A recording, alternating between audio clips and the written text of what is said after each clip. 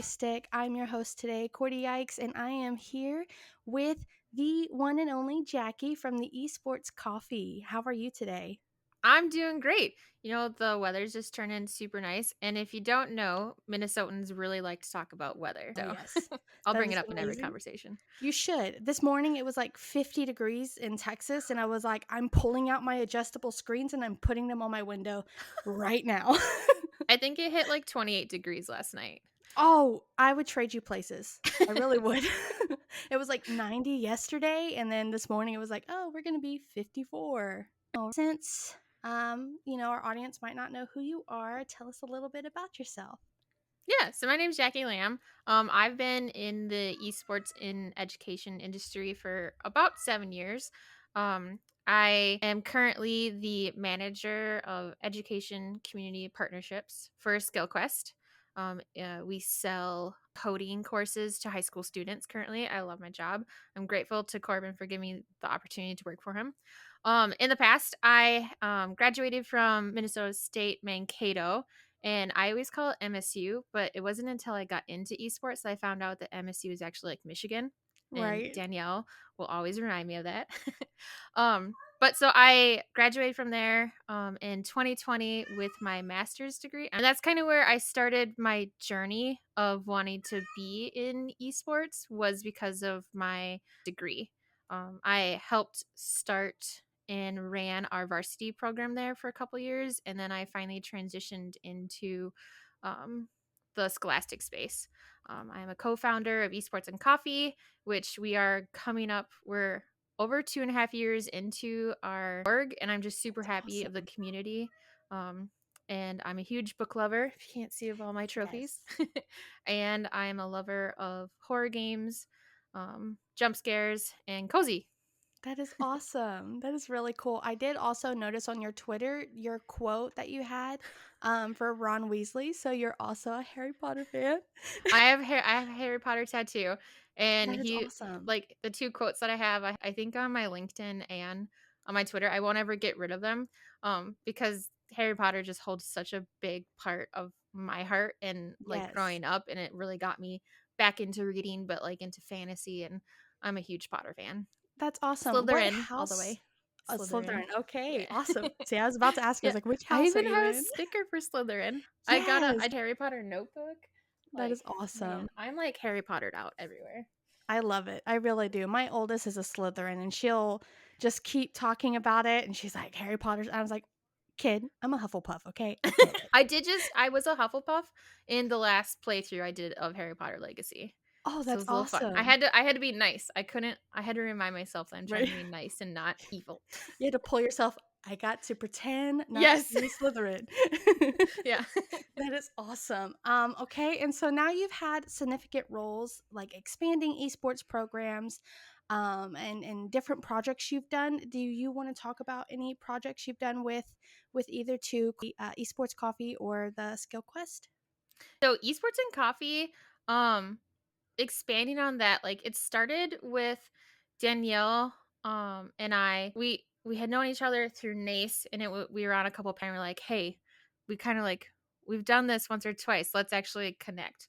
And we had tried a couple discords of, directors wanting to maybe just vent or talk to each other, ask questions, have a safe space, but we really hadn't like outlined what it was. And they didn't really fail, but they weren't like so engaging, and we kind of stopped using them. And it was after NACE convention when Sari was voted, Danielle was voted, were voted to the board, and then AJ worked for NACE, and we came together. Danielle like, well, let's bring them on. And we had there's 5 of us to start, but one left, and we still love her, she's great, Of course. and she chose to.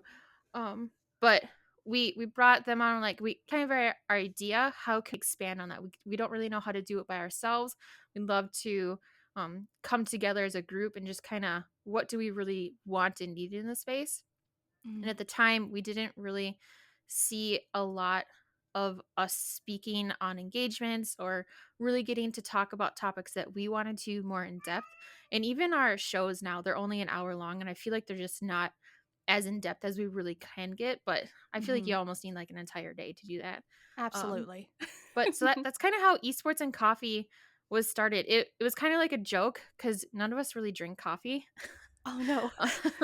So I can't even remember how we came up with like esports and coffee because it was kind of like a question mark, kind of like whatever you put in your mug. Hmm. Is it really coffee? Is it like I'm a Mountain Dew drinker? Is it that? Or it's kind of like whatever you're gonna bring to the table, that's what you're gonna put in your mug. That's And awesome. that we started with just a couple people we invited, and then it didn't really, I would say, blow up. It got to a point where we really had a community, and that's what I just love so much that we have right now. We're 2 years in. We've definitely taken breaks, mental health breaks. I think it's really important, and you're able to do that. But we're still really active within our Discord. So our main platforms are Discord and then our Twitch streams. And then we've done a couple initiations of going to conferences and having either speaking or having like roundtables or just bringing people together to hang out and chat after the fact. I think Hmm. it's really important for people to feel like they can kind of take their hat off, let their hair down, and just Yes. talk and not really have to be on all the time. Because I feel like when we're presented in front of really important people, or people that we feel like are almost not above us, but like just wow, we're not really ourselves. And so by having like a happy hour, people can just really be themselves. Um, and it's always fun to just like get to talk to people about other things besides esports and just get to know them, what their hobbies are. You'll Right. really undercover what people are like.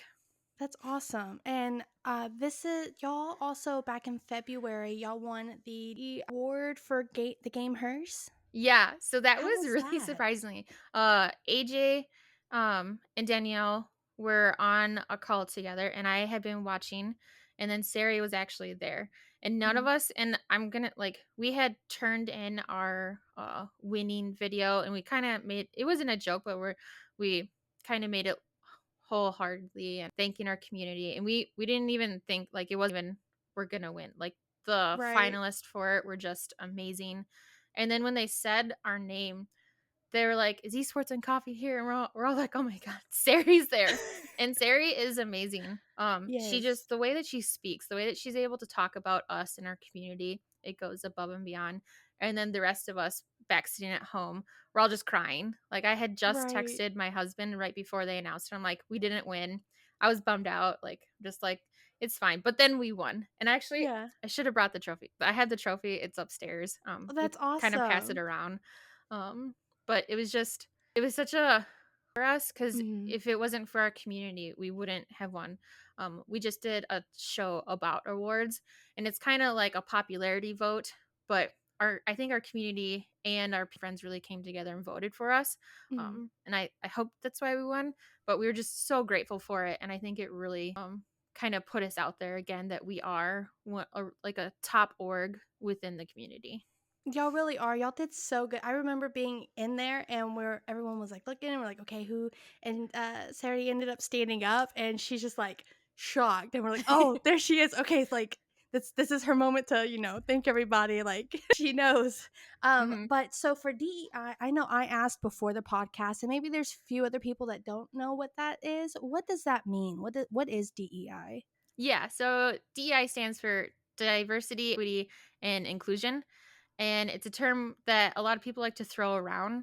I think we use it for, especially within esports and coffee, as creating a safe space for marginalized individuals within the ecosystem and allies.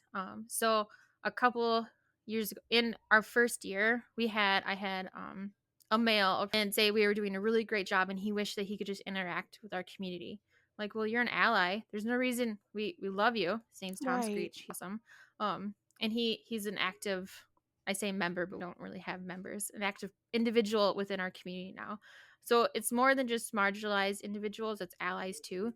We just want to make sure that we have a secure and safe space. And I think that's what we bring DEI into our Discord. That's And awesome. it so far we haven't had any negative people join. I was really worried because growing up in such a toxic world with gaming, I was worried that we were going to have to be kicking people out left and right, or it just wasn't going to be as safe as we thought. But Mhm. so far we haven't had that. We've had a couple people join and not really start anything, but push one agenda and then they'll just leave because no one entertains it. And Okay. that's what I'm kind of grateful for. Even on our streams, we haven't had too many trolls. It's usually just buy followers. Right. That's awesome. Yeah, usually buy followers or what is it the other one? I can draw you up a graphics for your Oh, channel. Those yeah. those two are my favorite comments and I'm like, "Oh, thanks. You took the time." Yeah.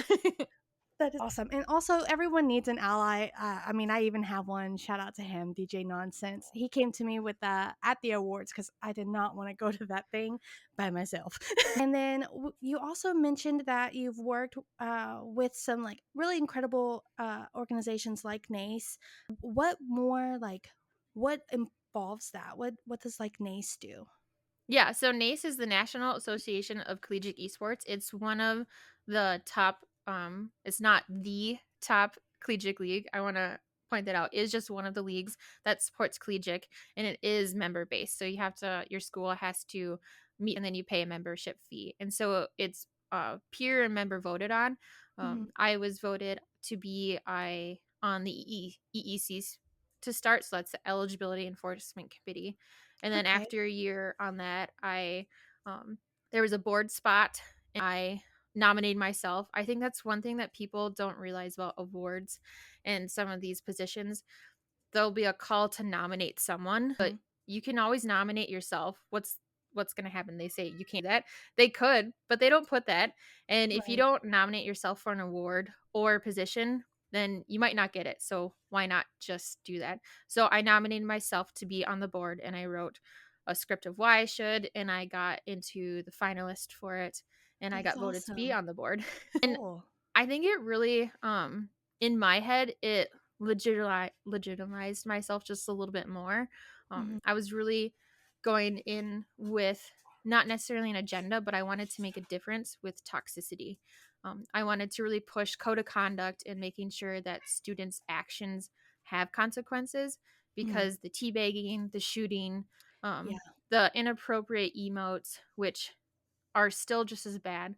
I'm learning more and more about like how some players think things are toxic. Like, um, I had a student say that the other team was demoing them too much, and I found out that that can be toxic in the Rocket League community Mhm. because the other team was just they were all SSL that they were playing against, and they were just kind of playing with them instead of being in a competitive nature. So they just would go around and demo them, and that's toxic to them. That makes Yeah. it not a good game for them, not enjoyable. And there's nothing that the two teams could have done because they were in a conference together playing. So they probably wouldn't have played them normally, but that's kind of what the league is that you're going to go against players who might be a little bit higher than you. Um, and so things like that, when I joined the board, I really wanted to push those boundaries of what we consider toxic and what consequences have from that. That's awesome. So, especially going through like challenges, how do you like including with an ace? How do you like really pinpoint going through challenges, whether it be through them or esports and coffee, or even at SkillQuest was like a pivotal way to get around those. I think Eden is different because SkillQuest is definitely scholastic. Mhm. So you're hit with a lot more walls. When I joined Scholastic, the Scholastic environment, I thought going into it would be really easy. Yeah. Um, but you're hit with these are minors that you're dealing with. So you can't just when I worked at the district, you can't just ask them to do something. You have to go through so many walls to get to them. And even then, it's like, is it appropriate? Are we making sure that they're safe? Um, Mhm. are we making sure that they can have a safe space to work in? And like most states don't allow Discord because of third party apps or because of their information that could be sold. So Yeah. then are they using TeamSpeak? So I think even with collegiate working at my job and then Scholastic, all of those like pinpoints, they're just going to be a little bit different on how you relate to either your customer, your student, or your peers. Yeah, whenever you said that, it kind of reminds me like whenever you're especially talking to like minors or like in the high school or middle school space, my mom used to tell me and she tells me today too, it's like their problems are just as big as like your problems, like to them. And it's like it's a huge thing that you're really gonna have to like you have to work with like people in that space or even just anywhere like if the demoing thing like that was a problem with them and to like someone else's eyes who's not in the space they're probably like that's fine like it's okay and you're the middleman who's like that really isn't that is really Yeah. not okay. Trying to tell middle schoolers and high schools, whenever I would present to them, I'd always like stress like what you do now will impact your future. And it Yes. really does. And so trying to teach them like the proper ways of you can't be toxic. You need to um this is so horrible, but you need to respect your elders. Yes. Um and I think that we are getting to an area where at least with collegiate, they are starting to understand that their actions have consequences. And I think that's because students who are in elementary school all the way up to high school right now are they're not like when we grew up, but they're in social media. That's their lives. They Yeah. constantly have a phone. If you ask a kindergartner or a middle schooler, how do they answer their phone? They're going to go like this. Yes. I've Like or seen just go that. like this. Like I go like this Yeah. or like I pick up a Hello, phone hello. or Yeah. I dial a rotary. Like I've gone through all Right. that. And so I think that's why students are becoming a little less toxic or maybe more secretive. Like I didn't know Mhm. what a Finsta was until I watched the TV show and there's like fake Instagram accounts so their Really? parents can't see it. Oh my Like that god. that stuff happens, but we live in a social media area now Mhm. that it unless you live off the grid or purposely don't have accounts, um, you get your information from some sort of social media. So I think that's why the students are a little bit less toxic. But Burns, he was a pro COD player, and he now works for Pivot Agency, and he just tweeted the other day, and I really resonated with it. He said, "Students, you need to not burn bridges Yes. because you don't know who you're going to be working with years down the road." So if you're going to be toxic or inappropriate or mean to a peer or your coach or a different coach now, and then down the road you want to work in the industry and all of a sudden you need to be hired by that person, they're going to remember you specifically because of how horrible you were. Yes. So make sure you're not burning bridges and you're being appropriate, because I think that's something that even college students might not realize is that you're going to go into a corporate world or build your own world. And Mhm. if you words have meaning and if you're inappropriate or mean, people aren't going to want to work with you. Right, they're really not, and that's, like, the crazy thing too. Because I remember, like, being in high school, it's like, once I graduate here, I'm just gonna drop everybody here, but I've had to talk to at least 5 to 10 of those people to try to get a job or try to meet with someone who knows that person, and it's like, "Thank God I did not burn those bridges." But looking forward to, the younger generation in the esports, what do you think the biggest opportunity and growth in the collegiate space or in the scholastic space in esports would be? S- So I think there's two parts of that. And I'm gonna name Avery and Sean because they're my favorite duo love couple right now. They both work at different colleges, but they have both done such a good job at expanding um, the broadcast side of collegiate and really honing in on besides what a player is and giving students experience and opportunities. Shenandoah just got back from a trip. Syracuse just got back from a trip from overseas where students really got to learn and get firsthand experience. And I think that's the next step for collegiate is that you're going to have your players. And I think players should also start doing more than just playing. Because I understand that there are going to be players that really want to go pro. How many of them are actually going to go pro? So I think the Right. players should also start learning how to, on their days off, maybe shoutcasting or broadcasting or working in social media. There's just so many avenues within a program that a student can help. Mhm. And by expanding and working more with those production crews or those media kits, I think students are going to really elevate us. Yes. And I had notes for the second part where, No, you're fine. because I had two parts. Um, oh, okay. So I'm gonna be a little biased. I Yep. love my current job, but I just want to plug it too because I think education in STEM is really growing within Collegiate and especially the scholastic space. So I think really bringing experiential education into courses and combining gaming with STEM. So that's what our courses are. So you can code with building an AI Rocket League bot, which That is is then awesome. autonomous, and then you can give two bots compete against each other and win. And students are That's going to learn cool. how to code that, or they're going to learn game design through our game dev with Python. And so I think that's going to grow into more of course outlines and curriculum. They're really going to start, I'm hoping they're going to embrace gaming instead of pushing it away. Fortnite has such a robust like platform to be creative and build. A lot of Mhm. people don't realize it's not just a game to play. Like Right. Epic, you can do so many things with it. And Unreal Engine 5, that's already out and people are remaking games with that. I heard there might be a remake of Halo.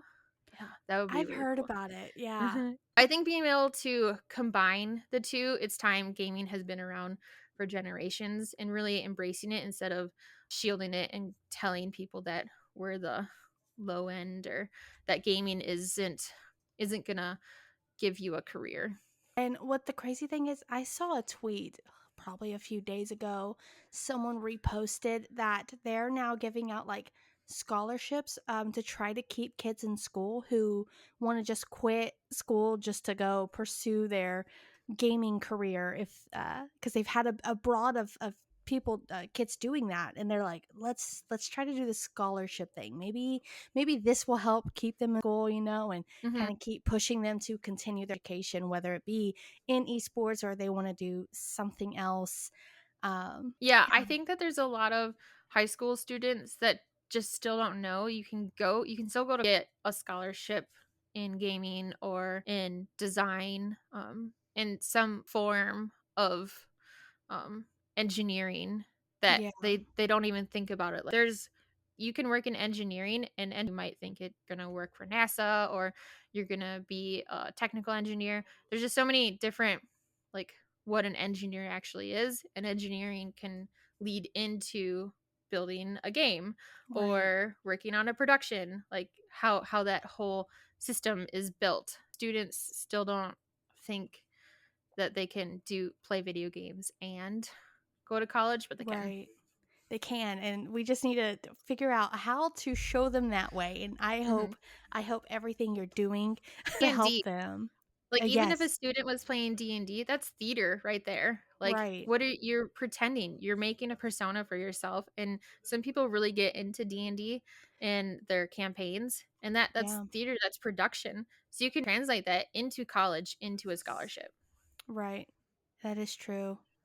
I really hope so. I hope to figure that out because some kids they're just like, oh, I just want to do this and this is fine. Like I don't want to do Hmm. that, but it's like you're literally doing that right now. So why not? Why not just keep it that?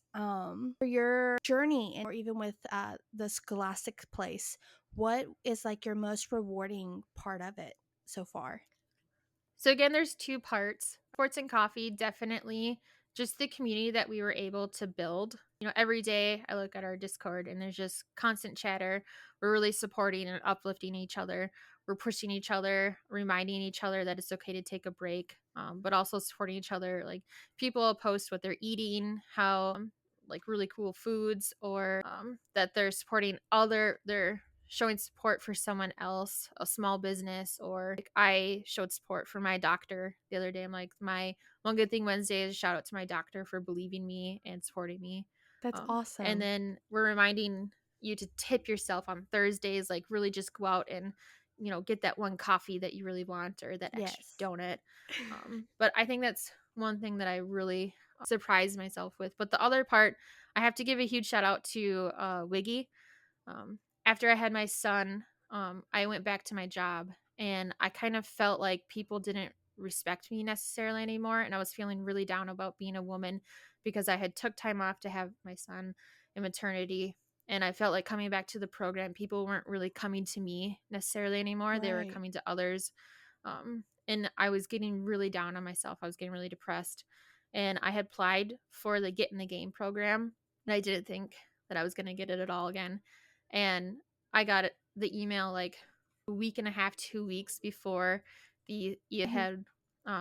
been awarded the Get in the Game scholarship, and they took me, they flew me, they paid for everything for me, Oh, like per wow. diem, everything, to go over to London to ESI. And for that, I was a mentee. Um, and I think it's okay to always be a mentee. You're always going to learn something. Yeah. And that one chance moment really re-sparked who I was in the industry and gave me the confidence back to come back and just really fight for my career, and myself. And I can't not thank Joni and the Wiggy team for giving me that opportunity. I've gone on to do their mentorship programs a few times, and I really appreciate the mentees that I've had, Mhm. and to just be able to have a conversation with them. There was one woman during our mentorship group that she thought she was too old to start to be in the gaming or esports industry, and she was in her Yeah. 20s. I'm like, Oh, I no. laughed. Like, what do you mean you're too old? It's never too old to start over any career in your 20s, 30s, 40s, 50s. If you want to start over, do it. Mhm. And that's Yeah. okay, because you never know what's going to happen in life. I was let go from my job in June because of budget cuts. You know, COVID happened Yeah. and everyone got a lot of money through budget relief. And then that finally got taken away. And I didn't know at the time that I would be losing my job. So that like really crushed me. And Right. that's just an example of you just never know what's going to happen. So you kind of have to pick yourself up and um, what's going to figure out what's your next step. And that's also going back to esports and coffee about finding your tribe, people who Mhm. can help support you and help you through really dark times. Yes, and I feel like you found like the strongest foundation of a tribe that anyone could have. And that is so cool. It's crazy to think that, people in their 20s or even older than that think that like, I'm too old for this, or I can't do this, or even coming back from maternity leave, like you were gone for probably like 6 to 8 weeks, and yeah, those people had to find other people's, but they should still know like that you're still a person that can come help with open arms. Like if you have any questions or anything, like you're able to be like that person, and then just kind of like feel like you're not. It's just, it is crushing, but to really like help you like push yourself because they see something really good in you is like, I think it's the best part of going off and trying to figure out what you're doing after you've lost or you feel like you've lost everything. Um Hmm. and that's really like aspiring to like make a difference. And to go on those, since these to me they feel like they're the key lessons on them, but like for others that are probably going through this, what would be like your like key lessons or like suggestions for someone that is kind of going through this? So Emma is amazing. She is one of my mentees right now. And I tell her to make as many connections while in college as she can right now. So Mhm. like my goal for her is to always add people on LinkedIn, which can be a little scary if you haven't done it before. But Yes. one step is to actually just set up your LinkedIn profile. I feel like LinkedIn is a little bit more professional. Twitter, if you're gonna be in the gaming and esports industry, you should be not active on Twitter, but you should have both because that's where most of the pipeline of information comes, and then Yes. LinkedIn as well. So I think the best advice is to go to like the conferences, network, just put yourself out there. And that can be hard though. Like, how do you go up to someone and just say, "Hey, my name is Jacquie Lamm. I am the manager for this company at Skillquest." Like, not many people know how to do that. Right. So even just practicing or just attending, like next week, there is a free CDW webinar that Danielle and Josh are producing. Go to those, just sit through them. And then you can add people who are in those conversations on your LinkedIn, or Mhm. you can add them on Twitter. You can follow them. And I think that's really important, is building that network, because when it comes to getting jobs in the industry, it sometimes almost is you need to know someone just to get a foot in the door. And that can Yeah. happen from a casual conversation before a conference that you're at, or before or after a webinar. Or you never know, you might find someone who has the same interest as you and you start up a really good conversation. And so I think that's always my number one takeaway is to have as many conversations as you can. Awesome. And then I asked this with the last few people I've talked to. And so I want to ask you too, what would be something post Jackie before esports? What would be like information you could tell your younger self before diving into this? What's like some like advice or if anything? I think I would've told myself to go back to college earlier. I Hmm. thought that so I did the untraditional thing. I went to college and I basically flunked out my freshman year because it was kinda, like, freeing for me. I came from a super small town, like, only knowing and then I moved to, like, a lot smaller town, but, like, it was just so freeing to me. I wish I would have taken it more serious, but at the time, there wasn't gaming clubs. And that's what Right. I wanted to do. And so if there had been gaming clubs when I was a freshman, I feel like I would have had people to talk to more or people who understood me. Um, Hmm. and so I think just trying to, when you are thinking about college or what career you want to go into, I think you need to either create your own club or Yes. find that one club and really stick through college. I know there's a lot of people that are saying now that you don't need college anymore. Um, but there's so many different colleges. I am going to give a shout out to Full Sail. They have a very Yes. robust 2-year program, and you have to work. It's basically like 40 hours a week. So it's very fast paced, but they really like make sure you learn and then you get out and then you get a job. And I wish I had known about Full Sail when I was growing up because I probably would have gone there. That's something that I would have wanted to go into. And so Yes. I think that students need to not be in a little, I'm a hermit, but really search for what you want to do Hmm. and look for other opportunities besides what's just down the street. Right. And yeah, shout out to Full Sail. See, I did the same thing, but I kind of like flunked out or I half did the job at Full Sail and I have plenty of the teachers that I follow on Twitter going, "You shouldn't have done that. You should have come back. You should have finished." And I just I didn't. But You yes, probably shout out still to them. can. They're cool. I mean, just go back. Yeah, it sounds like it's a lot. Knowing my luck, I'm gonna try to get Bennett on here, and he'll probably coach me into trying to go back. That's just gonna be the whole podcast. To get you to, it'll be secret, and then he'll like slide the application through Yeah, your right. He'll hand just email it to me. He'll be like, "Here, we'll fill it afterwards. out together." I'm like, "I know." So, well, this was such a great conversation. Thank you so much for sharing your experience and your insight with all of us today. Where can people find you to learn more about what you're working on? So I am Jacquie Lamb under LinkedIn. And that's JACQUIE. And Lamb, LAMM. It's not with the B. And my Minnesota accent is probably coming through. I'm gonna give a quick shout out to Sari and say bag. But then Yes. also on Twitter, I'm Lugnuts, with two Z's. So I have had my same user tag since I was 17, and I refuse to give it up because Don't my give it mom up. told me that I'll never be able to use it in life. And now it's not Now you're here. known, but I had I joined a Discord once and they're like, "Is this the Lugnuts?" I'm like, "I don't know. Is there another Lugnuts around?" But they had met me and it just made me feel really special. That is um awesome.